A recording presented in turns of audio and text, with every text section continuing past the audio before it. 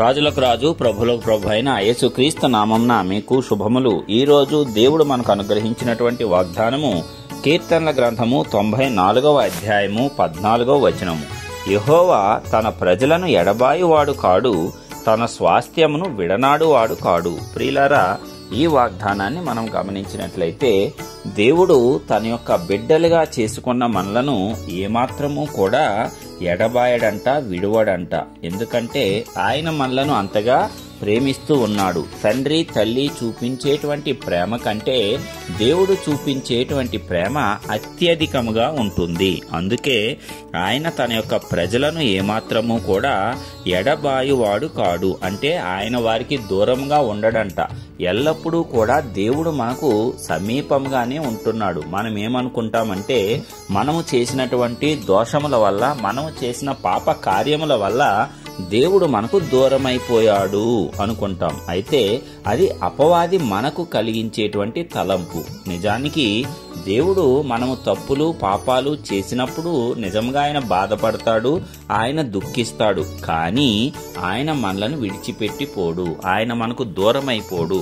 మనకు ఆయన ఎల్లప్పుడూ కూడా దగ్గరగానే ఉంటాడు. అయితే మనమే ఆయన నుంచి దూరమైపోతాం. దానికి గల కారణము మనకు కలిగేటువంటి అభద్రతా భావము. అయ్యో, నేను ఈ పాపం చేసేశాను కదా, దేవుడు ఇక నా మొర ఆలకించడు, నేను ప్రార్థన చేసినా వ్యర్థమే అని అపవాది తలంపుల చేత మనము పట్టబడిన వారమై మనంతట మనమే దేవునికి దూరం అయిపోయేలాగున అపవాది చేస్తున్నాడు తప్పిస్తే దేవుడు మాత్రము ఎన్నడూ మనకు దూరముగా లేడు. ఈ విషయాన్ని ప్రతి ఒక్క భక్తులు, విశ్వాసులు తప్పనిసరిగా జ్ఞాపకం ఉంచుకోవాలి. ఎలాంటి పరిస్థితుల్లోనైనా నిన్ను ఆదుకోవటానికి, నిన్ను ఆదరించటానికి దేవుడు ఎల్లప్పుడూ నీ సమీపంగానే ఉన్నాడు అన్న విషయాన్ని నీవు జ్ఞాపకం చేసుకున్నట్లయితే నీ ప్రతి కష్టంలోనూ, నీ ప్రతి శ్రమలోనూ, ప్రతి వేదనలోనూ తిరిగి ఆయన యొద్దకే వస్తావు.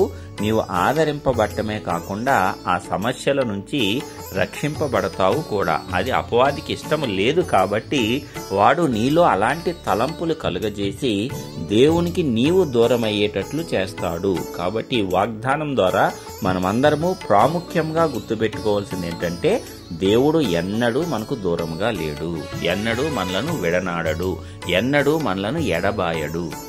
ఆయన మనలను తనకు స్వాస్థ్యంగా చేసుకున్నాడంట.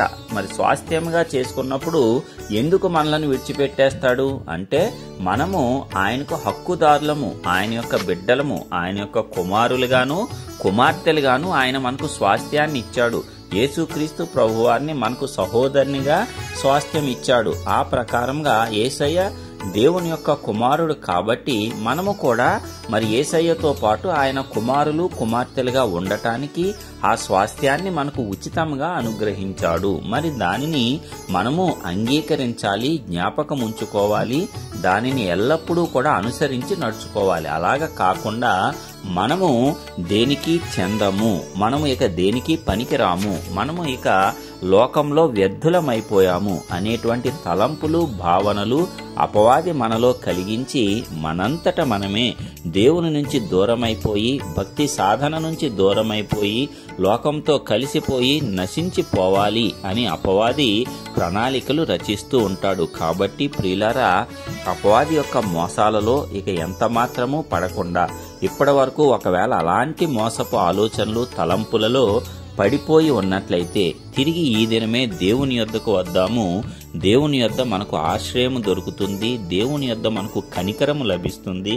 దేవుడు మనకు స్వాస్థ్యంగా ఉన్నాడు. ఆయన మనల్ని ఎన్నడూ కూడా విడిచిపెట్టేటువంటి వాడు కాడు. మనకు సమీపంగానే ఎల్లప్పుడూ ఉన్నాడు. ఇదిగో నేను తలుపు యొద్ద నిల్చొని ఉన్నాను, నా స్వరము విని ఎవడు ఆ తలుపు తీస్తాడో నేను తండ్రి వచ్చి వాని యొద్ద స్థిర నివాసము చేస్తానని కూడా ప్రభు చెప్పటం మనం వాక్యలేఖనంలో చూస్తున్నాము కదా.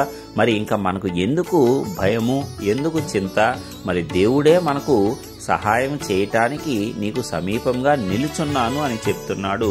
మనమందరము ఈ వాక్య ధ్యానం ద్వారా, ఈ వాగ్దానం ద్వారా ధైర్యం తెచ్చుకుందాము. మనకు సమీపంగా ఉన్న దేవునికి మనము ఎల్లప్పుడూ సమీపంగా ఉందాము. అపవాది మోసపు మాటలు, ఆలోచనలు, తలంపులకు ఏ మాత్రము మనము చోటివ్వకుండా ఎల్లప్పుడూ కునుకక నిద్రపోక మన మనలను తన స్వాస్థ్యముగా ఎంచుకొని కాపాడుచున్నటువంటి దేవునికి సమీపస్తులుగా ఉండి ప్రతి విధమైనటువంటి కీడు నుంచి తప్పించబడదాము. మరి ఈలాగున మనం అందరము జీవించటానికి ఆ పరిశుద్ధాత్మ దేవుని కృప మనందరి ఎడలా విస్తరించాలని యేసయ్య నామమున ప్రార్థించుచున్నాను. ఆమేన్.